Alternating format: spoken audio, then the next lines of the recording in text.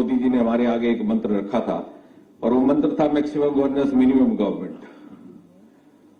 और तब से लेकर के आज इन 7-8 वर्षों में कार्मिक मंत्रालय, पर्सनल मिनिस्ट्री, डीओपीटी और डीआरपीजी ने रिफॉर्म, परफॉर्म और ट्रांसफॉर्म के सिद्धांत पर अमल करते हुए एक के बाद एक ऐसे नए नियम निर्माणित किए प्रधानमंत्री के दिशा निर्देश में, जो कि आम नागरिक के जीवन में सरलता ला सके, ease of living for the common man which is the ultimate goal of good governance. और साथ ही साथ लगभग 1,500 ऐसे पुराने नियम हटा दिए गए जो वक्त गुजरने के साथ साथ अपना औचित्य खो बैठे थे। उनमें से एक अंग्रेजों के जमाने की कुर्ती, जहां नौजवानों को अपने दस्तावेज गेस्टेड अफसरों से अटैच करवाने पड़ते थे। और इसी कड़ी के चलते पिछले मास सुशासन सप्ताह मनाया गया और सुशासन दिवस 25 दिसंबर को गुड गवर्नेंस इंडेक्स का विमोचन आप ही के कर कमलों से हुआ। और आपके उपस्थिति में मैंने एक बात रखी थी कि 25 दिसंबर के सुशासन दिवस के बाद हमारा अगला लक्ष्य रहेगा प्रशासन गांव की ओर।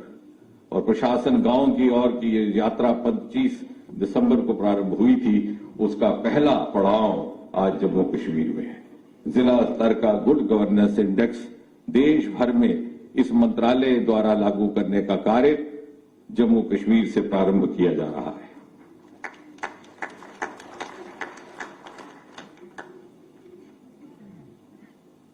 पिछले 7-8 वर्षों में प्रधानमंत्री जी की गाइडेंस, उनके निर्देश में कार्मिक मंत्रालय ने, डीओपीटी ने, एआरपीजी ने अनेकों नए प्रावधान लाए जो देश भर में लागू हुए, लेकिन चंद एक संवैधानिक बाधाओं के कारण, प्रशासनिक एवं व्यवस्था की दिक्कतों के कारण उस तरह से जम्मू कश्मीर में नहीं अमल में आ सके जिस तरह से कुछ अन्य प्रदेशों में।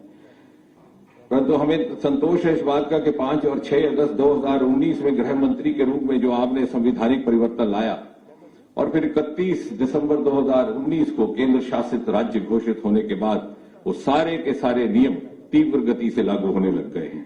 उदाहरण के तौर पर प्रिवेंशन ऑफ करप्शन एक्ट 1988 जो देश भर में लागू था, यहां पर अभी 2 वर्ष पहले लागू हुआ है, जिसके परिणाम स्वरूप रिश्वत लेने वाले के साथ साथ रिश्वत देने वाला भी आरोपी ठहराया जाएगा। इसी प्रकार राइट टू इंफॉर्मेशन देश भर में कुछ और था और यहां कुछ और था।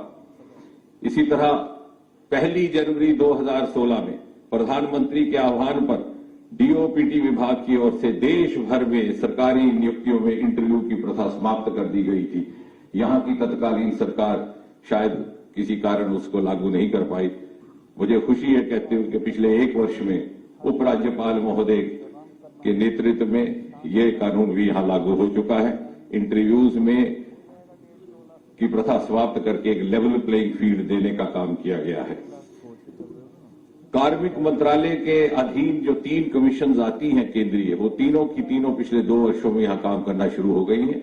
उसमें सेंट्रल इंफॉर्मेशन कमीशन है, सेंट्रल विजिलेंस कमीशन और सेंट्रल एडमिनिस्ट्रेटिव ट्राइब्यूनल कैट, जिसके मात्र एक ही प्रदेश ऐसा है जहां एक नहीं 2-2 बेंच हैं, जम्मू और श्रीनगर में। और सबसे महत्वपूर्ण बात जो शायद दिलचस्पी का कारण रहेगी यहां पर उपस्थित गणमान्य अधिकारियों के लिए, कि हमने इंडक्शन का प्रोसेस आईएएस में जो कई वर्षों से रुका पड़ा था, अनेकों बार पत्र व्यवहार हुआ भिन्न भिन्न मुख्यमंत्रियों से, समय समय पर मुख्य सचिवों से, परंतु किसी कारण वो आगे नहीं बढ़ पाया।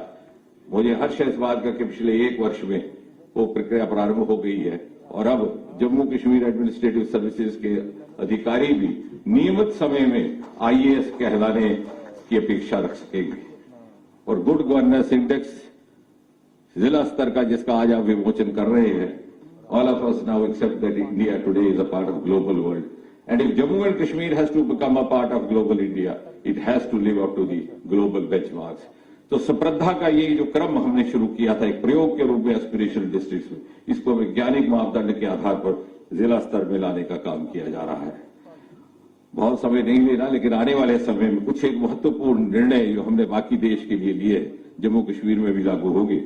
उनमें से एक मिशन कर्मयोगी, जिसे एक वाक्य में परिभाषित किया जाए तो हम कह सकते हैं कि shift of the civil servants work और working from rule to role, आज आप हेल्थ सेक्रेटरी हैं तो आपको लगता है कि मैं डॉक्टरों को कैसे समझाऊं कि प्रिस्क्रिप्शन कैसे लिखनी है। कल आप एग्रीकल्चर सेक्रेटरी बन जाते हैं तो आप किसान से ज्यादा किसानी सीखना रखते हैं। लेकिन अब हम आपको वैज्ञानिक ढंग से उसके लिए अपग्रेडिंग करेंगे। मिशन कर्मयोगी के तहत जब भी आपका स्थान परिवर्तन होगा आप उसके लिए अपनी तैयारी कर सके, एक निरंतर प्रोसेस सफलता के साथ, और आप ये जान सकें कि आप किस स्तर पर खड़े हैं।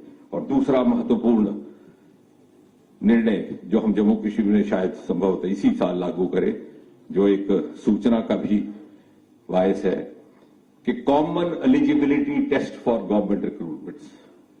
गुजरे समय में क्या होता रहा, आज बैंकिंग की सिलेक्शन का इम्तहान है चंडीगढ़ में, दूसरे दिन रेलवे का है दिल्ली में, तीसरे दिन सीएसएस का है जम्मू में।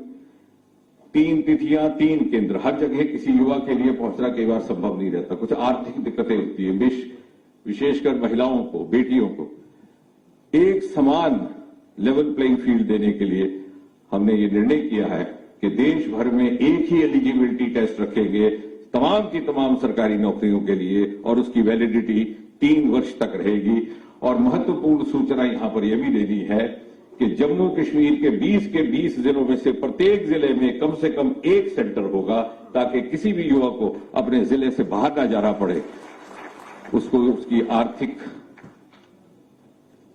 दुविधाएं ना झेलनी पड़े।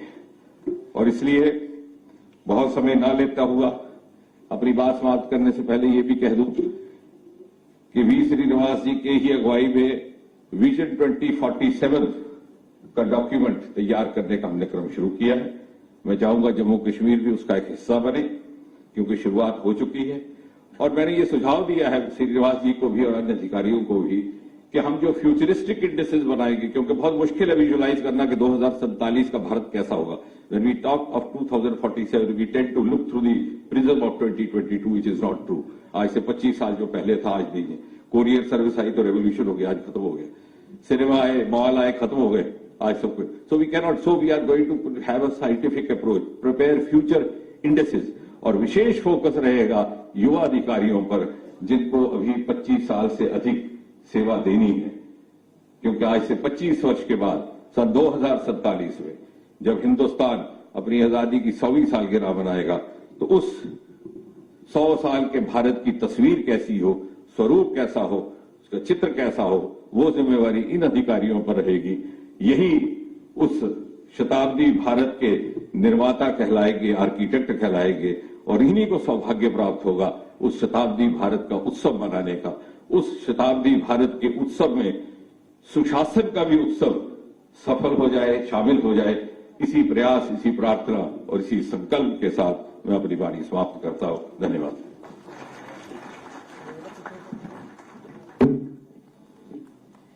आपके बहुमूल्य शब्दों का आभार प्रकट करती हूं। धन्यवाद माननीय श्रीमान महोदय।